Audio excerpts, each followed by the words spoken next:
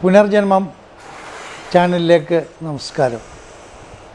എൻ്റെ പേര് ഷാജി എബ്രഹാം. മാധ്യമങ്ങളിൽ നിറഞ്ഞു നിൽക്കുന്ന ഒരു വാർത്തയാണ് സുകുമാരക്കുറുപ്പ് മരിച്ചോ? സുകുമാരക്കുറുപ്പ് മരിച്ചു. മാധ്യമങ്ങളിൽ നിറഞ്ഞു നിൽക്കുന്ന ഒരു വാർത്തയാണ് സുകുമാരക്കുറുപ്പ് ജീവിച്ചിരിപ്പുണ്ടോ? എന്നാൽ സുകുമാരക്കുറുപ്പ് മരിച്ചു.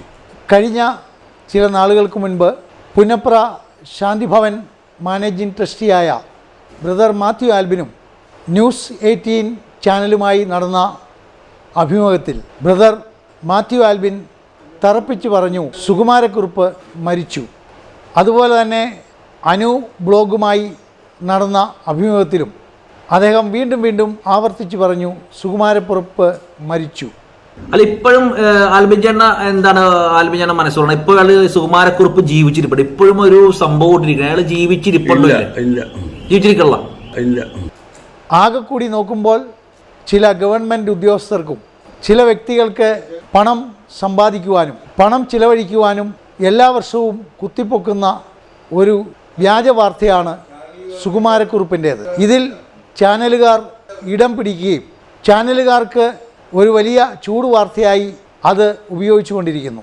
വർഷങ്ങൾക്ക് മുൻപ് സുകുമാരക്കുറുപ്പ് ജീവിച്ചിരിക്കുമ്പോൾ വണ്ടാനം മെഡിക്കൽ കോളേജിനടുത്തുള്ള അദ്ദേഹത്തിൻ്റെ വീടിൻ്റെ വാർക്കപ്പണി നടക്കുമ്പോൾ രാഷ്ട്രീയ ഗുണ്ടയായിരുന്ന ബ്രദർ മാത്യു ആൽബിൻ ഈ സുകുമാരക്കുറുപ്പിൻ്റെ വാർക്കപ്പണി നടക്കുന്നിടത്ത് കടന്നു ചെല്ലുകയും ഗുണ്ടാപ്പെരുവിനായി പണം ആവശ്യപ്പെട്ടപ്പോൾ അവിടെ നിന്ന നോക്കുകൂലി ആവശ്യപ്പെട്ട മാത്യു ആൽബിനെ അല്ലെങ്കിൽ ഇറച്ചി ആൽബിനെ തിരിച്ചറിഞ്ഞ പണിക്കാർ സുകുമാരക്കുറുപ്പിനെ ഇതാണ് ഇറച്ചി ആൽബിൻ എന്ന് പറഞ്ഞു കൊടുക്കുകയും ഓഹോ ഇതാണോ ഇറച്ചി ആൽബിൻ എന്ന് ചോദിച്ചുകൊണ്ട് സുകുമാരക്കുറുപ്പ് ഇറച്ചി ആൽബിനെ നോക്കുകൂലിക്കായി ആവശ്യപ്പെട്ട ഇറച്ചി ആൽബിനെ ആ പണി നടക്കുന്ന സ്ഥലത്തിനടുത്തുള്ള ഒരു ഷെഡിലേക്ക് കൂട്ടിക്കൊണ്ടുപോയി പണം കൊടുക്കുകയും ചെയ്തു.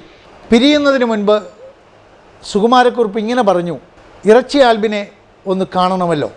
ഉടനെ മാത്യു ആൽബിൻ പ്രതികരിച്ചു പറവൂരിലുള്ള എൻ്റെ ഇറച്ചിക്കടയിലേക്ക് വരൂ, അവിടെ വെച്ച് കാണാം.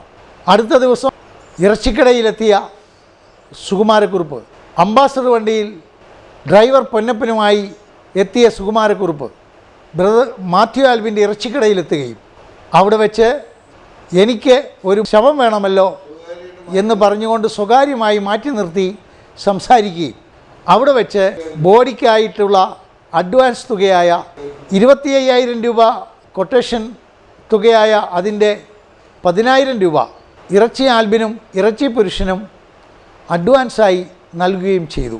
കുപ്രസിദ്ധ കുറ്റവാളി സുകുമാരക്കുറുപ്പിൻ്റെ ക്രിമിനൽ ജീവിതം പശ്ചാത്തലമാക്കി കുറുപ്പ് എന്ന സിനിമയുടെ റിലീസിനോടനുബന്ധിച്ച് ബ്രദർ മാത്യു ആൽബിൻ്റെ കുറുപ്പുമായുള്ള അനുഭവ സംഭാഷണങ്ങൾ മാധ്യമങ്ങളിൽ ഏറെ ചർച്ചാ വിഷയമാകുന്നു. എത്ര രൂപയ്ക്കായിരുന്നു 25,000 രൂപയ്ക്ക് കാറിലിട്ട് ഒരാളെ കത്തിക്കണം.